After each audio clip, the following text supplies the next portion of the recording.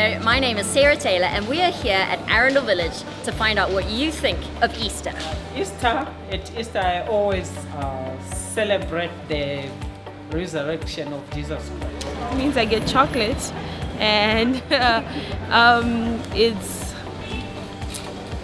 the death of Christ. We don't really celebrate Easter in my religion. Oh really? What? I'm Muslim. You're Muslim. So what do you do over Easter? Do you just... It's just another day. It's just another day. Well, it's good for the shops. It's good for the shops. Yeah.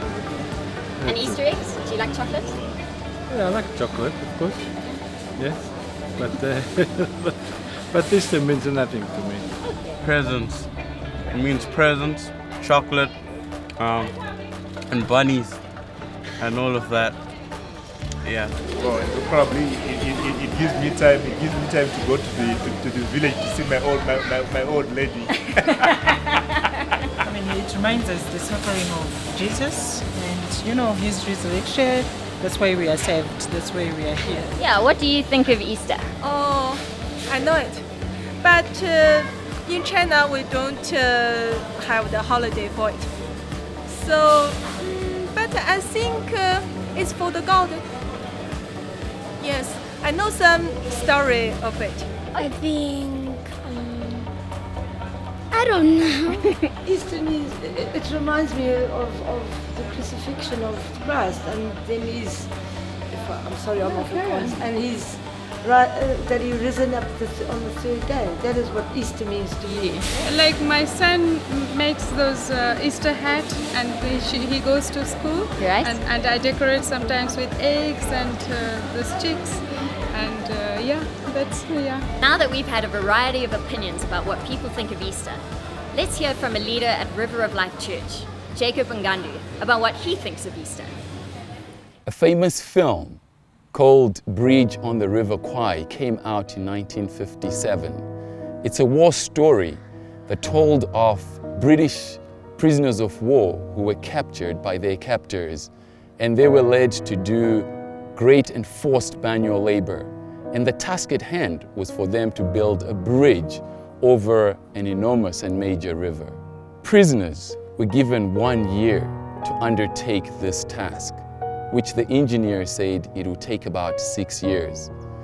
The working conditions were atrocious, and apart from the inhumane rate at which they had to build this bridge, sometimes the prisoners were shot, they were beaten up, they were hit, they were bayoneted, and sometimes they could be beheaded at a whim. Those who remained alive faced death by starvation or disease. About 16,000 prisoners of war died working on that railway bridge. I want to tell you a story of an event that took place one day at the camp. As the prisoners came in and they were lined up, the prison guard started to shout and scream because there was a shovel that was missing. He lined the prisoners up and he demanded to know what had happened to the missing shovel. And one by one, he questioned them and interrogated them. And he cocked up his rifle. And he said he was going to shoot all of them, execute all of them, if no one owned up. As he was harassing them, suddenly one man stepped out. And he said, "I did it. I took the shovel. I hid it away because I wanted to escape." When the man confessed, the prison guard began shouting out various abuse at this man. He began kicking him. Weak and desperate from the long day of work, the man fell down, blood gushing out of his head. As though he was lifeless, he continued battering him. And as he did that, he suddenly took out his rifle and he shot him in the head. Then the rest of the men were allowed to go back to their quarters. And upon a recount of all the tools, they discovered that the shovel was not missing. It became apparent that this man had given his life to save the others, although he had not taken the shovel himself. He had paid the price and he had chosen to do so.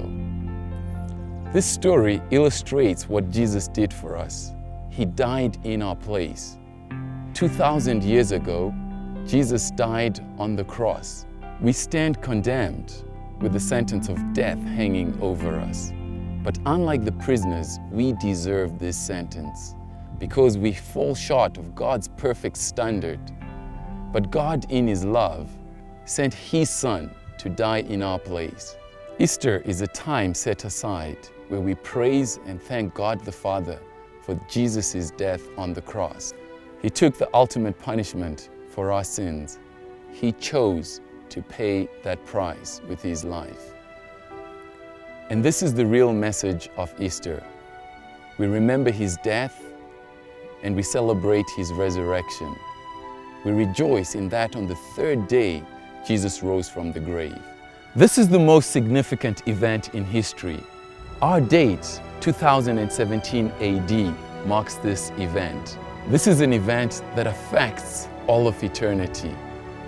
Jesus has done this to set us free. But in order for us to receive this gift of eternal life, we need to receive it from Him.